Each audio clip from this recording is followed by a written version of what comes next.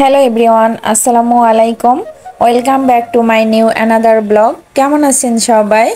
I hope সবাই অনেক বেশি ভালো আছেন, সুস্থ আছেন। আমরাও আলহামদুলিল্লাহ ভালো আছি। নতুন দিনে নতুন আরেকটি ডেইলি ব্লগ নিয়ে চলে আসলাম। আমি লাকি, ঢাকা থেকে বলছি। গলার অবস্থা যে এত পরিমাণ খারাপ হয়ে গেছে কি বলবো। প্রচুর ঠান্ডা লেগেছে আর সেই সাথে খুসখুসে কাশি। সারাদিন তো সেই কাশতেই আছি, রাত্রেবেলাও কাশি। গলার অবস্থা এতটা খারাপ হয়ে গেছে, ঘন ঘন চা খাচ্ছি, চা খেয়েও কোনো কাজ হচ্ছে না। আসলে শীতের সময়গুলোতে মানুষের কিছু কিছু সমস্যা হয় ঠান্ডার কারণে। আর শীতের সময় কিন্তু মানুষের রোগ ব্যাধির পরিমাণটা একটু বেশিই হয়। গতকাল ভিডিওতে ভয়েস দিয়েছিলাম অনেক কষ্ট করে, সেটা আমি ভিডিওতেই বলেছিলাম। গতকাল কিন্তু আমি ভয়েসটা দিয়েছিলাম আমার রুমের দরজা জানালা সব বন্ধ করে দিয়ে, তারপরেও সাউন্ড আসছিল। পরে আমি বাধ্য হয়ে কিচেনে গিয়ে ভয়েসটা দিয়েছি, তারপরেও অনেক সাউন্ড হচ্ছিল। আমার বাসার নিচে এই যে হাজার হাজার লোক, অনেক লোক এখানে সমাবেশ করছে। আমি তো পাঁচতলাতে বসে জানালার পাশে বসে এগুলো উপভোগ করছিলাম। কিন্তু একটা সমস্যা কি, আমি ভয়েস দেওয়ার সময় আমি শুধু ভাবছিলাম কখন আমি ভয়েসটা শেষ করব। কারণ এত বাহির থেকে সাউন্ড আসছিল, দরজা জানালা বন্ধ করেও কোনো কুল পাচ্ছিলাম না। যাই হোক, আমরা মেয়েরা যেমন ঘরে অনেক কাজকর্ম করে থাকি, তেমন আমাদের স্বামীরা কিন্তু বাহিরে অনেক কাজ করে, অনেক পরিশ্রম করে, হাড় ভাঙা পরিশ্রম করে। কিসের জন্য জানেন? কারণ পরিবারের সুখের জন্য, পরিবারের সবার মুখে হাসি ফোটানোর জন্য কিন্তু তারা দিনরাত 24 ঘন্টা পরিশ্রম করে থাকে। তারা সব সময় একটা জিনিস চিন্তা করে যে আমার বউ ছেলে মেয়ে কিভাবে সুখে থাকবে, কিভাবে পরিবারগুলো ভালোভাবে চলবে, পরিবারটা কিভাবে সুন্দর করা যায়, সেই চিন্তা ভাবনা নিয়েই কিন্তু তারা বাহিরে কাজ করে থাকে। যেমন প্রবাসীদের কথা চিন্তা করেন, তারা মা বাবা ভাই বোন বউ ছেলে মেয়ে রেখে কিন্তু তারা প্রবাসে থাকে। কিসের জন্য? যে একটু ভালোভাবে টাকা উপার্জন করে পরিবারের মুখে, সবার মুখে একটু হাসি ফুটাবে। এই যে সবার কথা চিন্তা করেই কিন্তু অনেকেই অনেক পরিশ্রম করে বাহিরে কাজকর্ম করে থাকে। আমরা মেয়েরাও কিন্তু সব সময় চিন্তা করি যে আমাদের সংসারটাকে কিভাবে ভালো রাখা যায়, কিভাবে সুন্দরভাবে সাজিয়ে গুছিয়ে রাখা যায়। আমি আমার সংসারটাকে সুন্দরভাবে সাজিয়ে গুছিয়ে রাখতে পছন্দ করি। জানি না কতটুকু পারি, তবে চেষ্টা করি একটু গুছিয়ে রাখার জন্য। আর এতটা পরিমাণ কাশি পাচ্ছে আমার ভয়েস দিতে এসে, প্রচুর। এই যে ভয়েসটা যে কতবার করে কাটছি আর দিচ্ছি তার ঠিক নাই। গলার অবস্থা এতটা পরিমাণ খারাপ হয়ে গেছে আমার। সানায়ের বাবা কিন্তু বাহিরে অনেক পরিশ্রম করে। পরিশ্রম বলতে সে কিন্তু শারীরিক পরিশ্রম করে না, সে মানসিক পরিশ্রমটাই তার বেশি হয়। কারণ সে যেহেতু বাইং হাউসে জব করে, তার মাথার মধ্যে কিন্তু অনেক চাপ থাকে। সকালে যায়, রাত্রে কিন্তু সে বাসায় আসে। বায়ারের হাজার হাজার অর্ডারের কাজ তাকে করতে হয়, ফ্যাক্টরি লোকজনের কাছ থেকে সে করিয়ে নেয়। ধরো যে লাখ লাখ পিস, গার্মেন্টসের কথা বলছি, গার্মেন্টসে যেমন এই যে টি শার্ট প্যান্ট, তারপরে ছোট বাচ্চাদের আইটেমগুলা, এগুলা আর কি।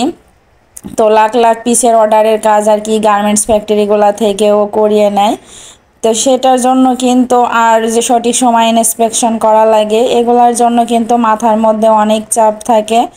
আমরা মা মেয়ে দুজন তো সারাদিন বাসায় থাকি। মাঝে মধ্যে যখন অনেক খারাপ লাগে তখন বাহির থেকে ঘুরে আসি, বাহিরে গেলে একটু অনেক ভালো লাগে।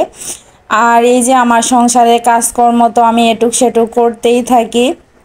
তারপর মেয়ের পিছনে সময় দেওয়া লাগে, আবার সংসারে তো অনেক কাজকর্ম আছে, আবার ইউটিউবের পিছনে সময় দিই। যাই হোক, আমার চলে যায় একভাবে। এজন্যই তো বলছি, আসলে পুরুষরা অনেক পরিশ্রম করে বাহিরে পরিবারের মুখের হাসি ফোটানোর জন্য, সবার মুখে, মা বাবা বউ ছেলে মেয়ে সবার মুখে হাসি ফোটানোর জন্যই কিন্তু তারা হাড় ভাঙা পরিশ্রম করে থাকে। এদিকে এই যে চলে এসেছি এখন কিচেনে। কিচেনে এসে রান্না করছি, আজকে বাটা মাছ রান্না করব। আজকে ভাবলাম যে সবজি দিয়ে বাটা মাছ রান্না করব, এজন্য বাটা মাছটা একটু ভাজি করে নিচ্ছি ভালো করে।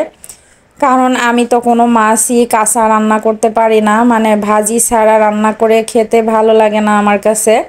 যেহেতু আমরা ছোটবেলা থেকে মাছ ভাজি করে রান্না করে খেয়ে খেয়ে অভ্যাস, এজন্য সবজি দিয়ে রান্না করব। মূলত ফুলকপি, পাতাকপি, আলু এগুলা দিয়ে আর কি বাটা মাছটা রান্না করে নেব। এই যে আমি তরকারিটা কিন্তু চুলাতে উঠিয়ে দিয়েছি। ভয়েস দিতে এসে যেহেতু আমার অনেক খুসখুসে কাশি পাচ্ছে, প্লিজ একটু অ্যাভয়েড করে চলবেন সবাই এই বিষয়টা। এই তরকারি রান্নাটা কিন্তু অনেক মজা হয়েছিল। সানার বাবা মূলত সবজি খেতে অনেক বেশি পছন্দ করে, এজন্য বেশি করে সবজি রান্না করি। আর এটা হচ্ছে বিকালবেলার দিকে একটু দুধ চা করে নিচ্ছি। গলার যে অবস্থা, আর মেয়েটাও চা খেতে চাচ্ছিল, এজন্য ভাবলাম যে অল্প করে একটু দুধ চা করে নিই মা মেয়ের জন্য। চাটা কিন্তু অনেক ইয়াম্মি হয়েছিল, দেখতে যেমন সুন্দর লাগছে আর খেতেও কিন্তু মাশাল্লাহ অনেক ভালো লেগেছিল। প্রতিদিন যারা ভালোবেসে আমার ভিডিওগুলো দেখেন তাদের প্রতি আমার অনেক অনেক ভালোবাসা রইল। কারণ প্রতিনিয়ত আপনারা আমার ভিডিও দেখেন, অনেক ভালোবাসা দিচ্ছেন, এজন্য আমি অনেক খুশি। এভাবেই সবসময় আপনাদেরকে আমার পাশে দেখতে চাই। আর এদিকে এই যে সন্ধ্যার সময় একটু ঝালমুড়ি মাখিয়ে নিচ্ছিলাম। এখানে এই যে ধনিয়া পাতা, পেঁয়াজ, মরিচ, তারপর চানাচুর আর কাঁচা টমেটো কুচি করে কেটে নিয়েছি। কাঁচা টমেটো দিয়ে কিন্তু মুড়ি মাখা অনেক ভালো লাগে আমার কাছে।